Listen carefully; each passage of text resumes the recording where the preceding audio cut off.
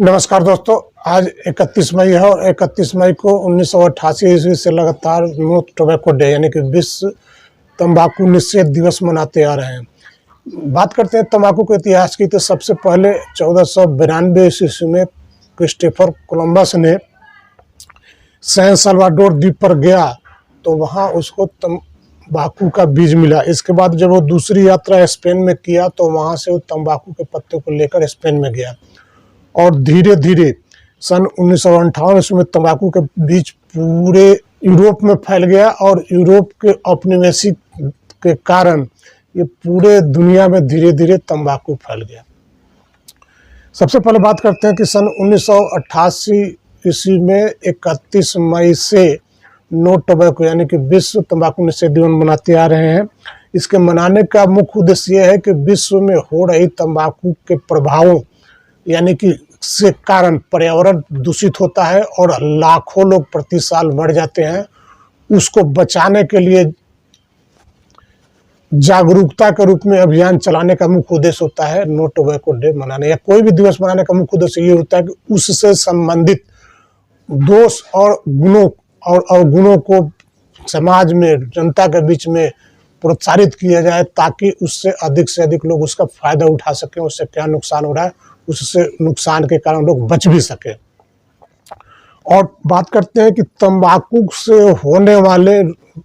बीमारियों के कारण हर साल लगभग 70 लाख लोग मरते हैं और सेकेंड स्मोकिंग की बात करें तो 8,90,000 हर साल वो लोग मर जाते हैं जो तंबाकू नहीं पीते हैं लेकिन उनको तंबाकू के असर से प्रभावित होते हैं। विश्व में बढ़ते हुए तंबाकू से मौत के कारण WHO के सदस्य देशों ने मिलकर एक बैठक किया और 7 अप्रैल 1987 ईस्वी को ये बैठक हुआ और बैठक में निर्णय लिया गया कि एक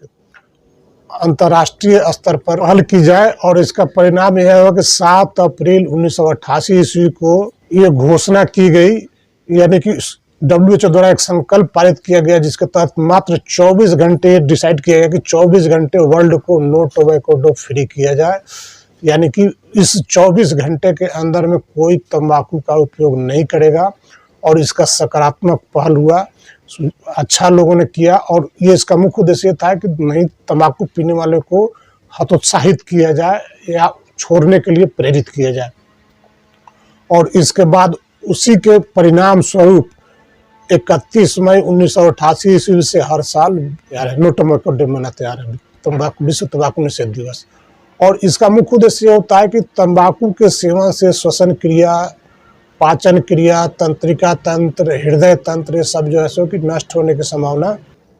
बढ़ जाती है। और इसका मुख्य अगर बात करें कैंसर की तो कैंसर का मुख्य कैंसर या चेस्ट ये लंग्स का कैंसर तंबाकू पीने वाले को अधिकांश होता है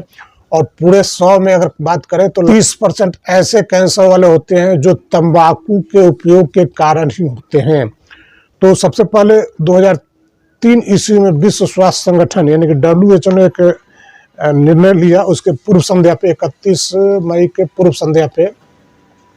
उन्होंने सभी देशों के बीच में एक बातचीत चलाई और बातचीत चलाने के बाद एक अंतर्राष्ट्रीय स्तर पे संधि हुआ जिसके संधि के तहत ये हुआ कि सभी संबंधित देश अपने अपने देशों में इसको रोकने के लिए प्रयास करेंगे और धीरे धीरे आगे चल के काफ़ी इसका सकारात्मक पहल हुआ। और 2017 के स्लोगन की बात करें, एक स्लोगन आया तो 17 में स्लोगन का था मतलब विकास के लिए खतरा। 2018 में स्लोगन था तंबाकू दिल तोड़ता है। और बात करें 2022 की तो 2022 का स्लोगन है कि पर्यावरण के लिए खतरनाक है तंबाकू। तंबाकू के सेवन से लगभग 70 लाख लोग प्रति साल मर जाते हैं यानी कि बात कर 6 सेकंड में 1 लोगों की मौत हो जाती है तंबाकू के कारण बीमारी से। और तंबाकू के खेती के अगर उपयोग करने की बात करें तो इससे जो है कि लगभग 35 लाख प्रति हेक्टेयर वर्ग नष्ट हो जाते हैं भूमि और तंबाकू उद्योग से लगभग 84 lakh metric ton carbon dioxide वातावरण में आते हैं जो वातावरण के लिए बहुत ही चिंतनीय है। तो इसलिए ज़रूरी है कि तंबाकू को उपयोग को रोका जाए। और भारत की बात करते हैं तो भारत सबसे पहले 2007-8 ईस्वी में देश के 42 जिलों में